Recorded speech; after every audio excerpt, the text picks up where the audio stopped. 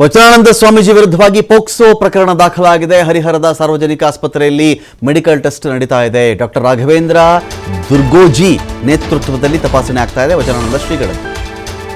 POCSO case ಆಯಿತು. ಅಪ್ರಾಪ್ತರ ಮೇಲೆ ಲೈಂಗಿಕ ಶೋಷಣೆ ಆಗಿದೆ ಅಂತ ಬಂದಾಗಲೇ ನಿಮಗೆ ಪೋಕ್ಸೋ ಕೇಸ್ ಹಾಕೋದು.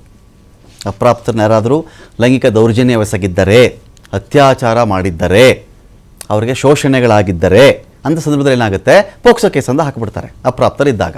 ಸೊ ಈಗೇನಾಗಿದೆ, ಇದೇ ಸ್ವಾಮೀಜಿಗಳ ಮೇಲೆ, ಇದೇ ವಚನಾನಂದ ಶ್ರೀಗಳ ಮೇಲೆ ಕೇಸ್ ಆಗಿಬಿಟ್ಟಿದೆ. ಡಾಕ್ಟರ್ ರಾಘವೇಂದ್ರ ದುರ್ಗೋಜಿ ನೇತೃತ್ವದಲ್ಲಿ ಇದೀಗ ತಪಾಸಣೆ ಆಗ್ತಾ ಇದೆ. ವಚನಾನಂದ ಸ್ವಾಮೀಜಿಯ ರಕ್ತ ಪರೀಕ್ಷೆ, ಎಲುಬು ಪರೀಕ್ಷೆ, ಬಟ್ಟೆ ಪರೀಕ್ಷೆ ಸೇರಿದಂತೆ ಹಲವು ಪರೀಕ್ಷೆಗೆ ರೆಡಿ ಆಗ್ತಾ ಇದೆ. ಅಲ್ಲಿ ಮೆಡಿಕಲ್ ಟೆಸ್ಟ್ ಆದಮೇಲೆ ವರದಿ ಬರುತ್ತದು.